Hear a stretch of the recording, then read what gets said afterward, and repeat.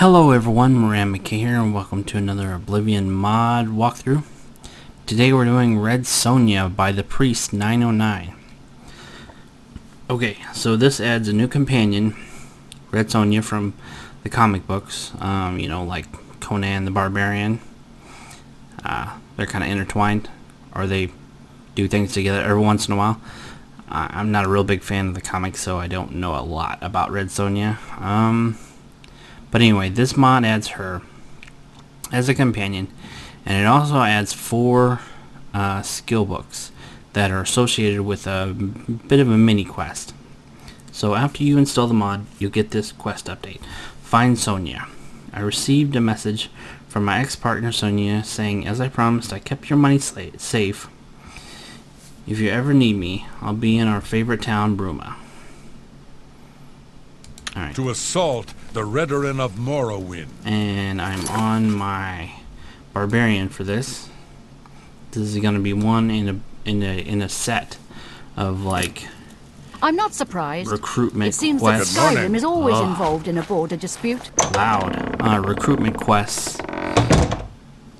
leading up to an even bigger mod walkthrough that I've been planning for quite some time. So we got tests from the last Oblivion mod we did, and we're gonna add Sonia to our merry little band. So let's fast travel to Bruma.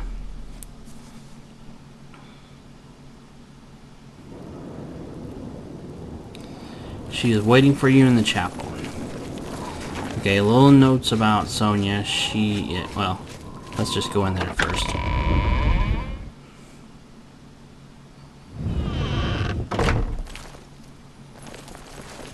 What the? Yes? Look who we got here. Hello! Hey, pretty, it's been a long time. Good to see you. Look at the muscles on you. I like that a lot. How goes it? Things aren't going very well. Oh, come on. Take your time. Tell me more. Well, okay. While I was in prison... We'll give them a good fight. We? Okay, that's Ellie's silent voice doing that there. She's not actually supposed to have dialogue. This isn't going to be easy. I'm more dangerous than I look. Tell me about it. With the two of us working together, what do you say? Do you want to team up? The truth is, I'm going to need help. I knew you couldn't resist. Alright, quest updated.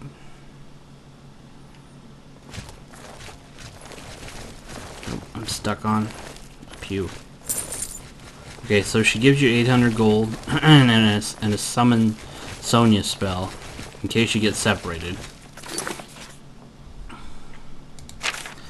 Okay, Sonia wants to follow me just like old times. She also gave me a very strange spell. She said I could use it if I really need help, and she isn't there. Interesting. Okay. And then she's also a quest marker for her. Now. Yes? My pleasure, really. Okay, you'll notice she starts out with bow burning, a claymore burning. She will, if you take this away from her, she will get it back somehow, eventually. And I imagine she only won't get it back from you if you give her a better one. At least that's what the description said. It says that she's an artist of the sword, bow, and mace. She will not use any spells, and she will use any healing potions you give her. But she's combat focused, meaning no spells whatsoever, only melee and ranged weapons. She has 2 Varla stones and 4 repair hammers for you. And this one book here, this is the first of the 4 skill books that you get from her. Sonia was holding a book called Ghouls and Ghosts. You told me about an old friend used to write journals about their adventures together. It was the first in a set of 4, but the other 3 are missing, stolen with some other precious things. She went on to say that she had found some information that might lead to the whereabouts of the other 3 unique journals, but it might be dangerous to try to recover them. Alright, so this is the mini quest I was talking about. As you can see, it changed the marker. There's an Ayleid ruin right here. But first we're going to read the book, because these stories are pretty good. At least I think they are. Okay, Ghosts and Ghouls 1 by Margaret Farrell. Night of the Wolf. Exhausted excuse me. Exhausted and gasping for breath. I'm gasping for breath. We finally reached the massive stone door at the top of the stairs. It had partially closed where we were gone, leaving only a small gap at the bottom near the floor, and particles of dust and debris swirled and danced, with a slight breeze coming through the opening. I had a brief moment of panic. It had taken us hours to lever it open from the outside, chipping away at the crumbling stone with the rusty pickaxes we had found lying around the small abandoned camp near the ruin. Others had tried and failed where we had succeeded, but the tools were still outside. The only thing holding it open were a few old bricks we had placed between the floor and the base of the door, and the weight had shifted them slightly. On the inside we had nothing strong enough to lever it open. My chest was still burning from the effects of the poison gas we triggered in the king's chamber. My legs felt like jelly with glass shards embedded in them, and I had no reserves of strength left. I crouched and peered through the gap, but it was dark. Night had fallen where we were exploring the tombs. Shrieking cries echoed far behind us, but they were getting closer. We needed to get out now. I lay flat on the floor, and shards of broken stone dug into my back as I carefully shifted into the gap.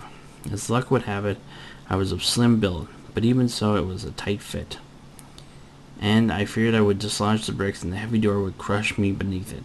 Little by little I managed to slide myself through, and I drew ragged breaths of fresh air into my lungs as I frantically searched in the gloom for something to brace the door so my partner could escape. I recalled seeing a fallen dead tree close to the entrance, and I soon found a weighty branch, and awkwardly I dragged it to the door, hoping it wouldn't break as I pushed it lengthways into the space between the floor and the door. Calling on the gods for strength, I pulled downwards on the branch. I heard a crack at the same time as the door moved slightly upwards, and my friend rolled out from underneath as the branch broke and the door crashed down.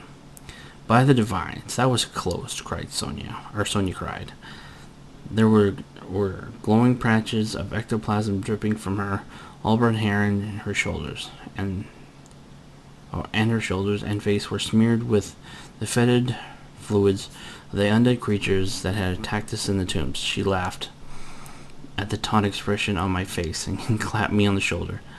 "What's the matter? We made it, didn't we?" I managed a tight smile. Sonia always saw the bright side of the coin.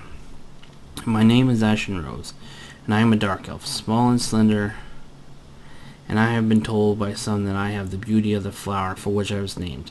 My mercenary nature is perhaps not so appealing. I have left more than one dagger between the ribs of men who tried to make unwanted advances, but I am fiercely true to my friends. Sonia has that loyalty. We're both casualties of childhood tragedy and misfortune." And I relaxed a little as I saw in her eyes once again a little of myself. I looked up at the sky, and the dark clouds that had previously obscured the stars were drifting away on the breeze. The moon was full, hovering like a watchful eye. I shuddered. It was too quiet. Not even the creatures of the night stirred. "Listen," I whispered. Fingers of icy dread trailed down my spine. "Something is wrong. I think we're being watched." "I feel it too," Sonia replied. She reached over her shoulder and grasped the hilt of the claymore in its scabbard on her back. Ever watchful, we started down the hill path towards the valley where we had left our small camp. As we moved further from the ruins, the sounds of small animals and insects gradually returned to the night, but I became more uneasy and started to run. Suddenly, from nowhere, a manic howling ripped the night apart, as the silhouette of a huge animal leapt high in the air and blocked our path. Werewolf! It stood upright like a man, with crimson glowing eyes, and a long, vulpine face. As it howled to the moon, I saw sharp canine teeth dripping with gore. It had long, vicious claws that already dripped crimson and were flexed, ready to rip and tear. Damn, I thought these beasts had been wiped out, I hissed. Sonia, you need silver. They can heal the bite of steel. Don't damage the pelt, Sonia whispered as she drew a small silver dagger from her boot.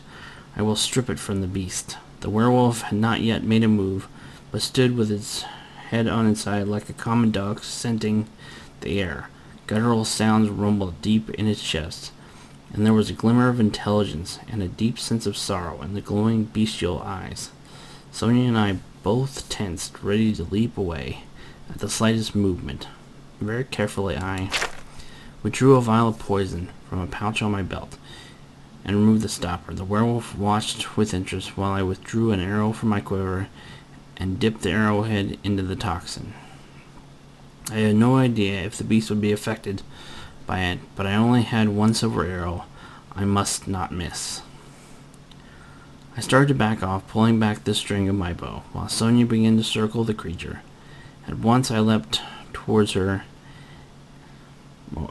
At once it leapt towards her, and she quickly crouched, and then, like a spring, she rose so that she was within the circle of the beast's arms, and was able to sink the dagger through the thick fur into its belly. The werewolf howled in agony, and while it was distracted, my arrow struck with deadly precision deep into its left eye. Maddened by pain, it thrashed and howled even as Sonia withdrew the blade and thrust it again into the already open wound. She jumped away as the werewolf staggered and fell to the ground. Writhing in its death throes at the end, it whined as if it was crying while the glow faded from its eyes.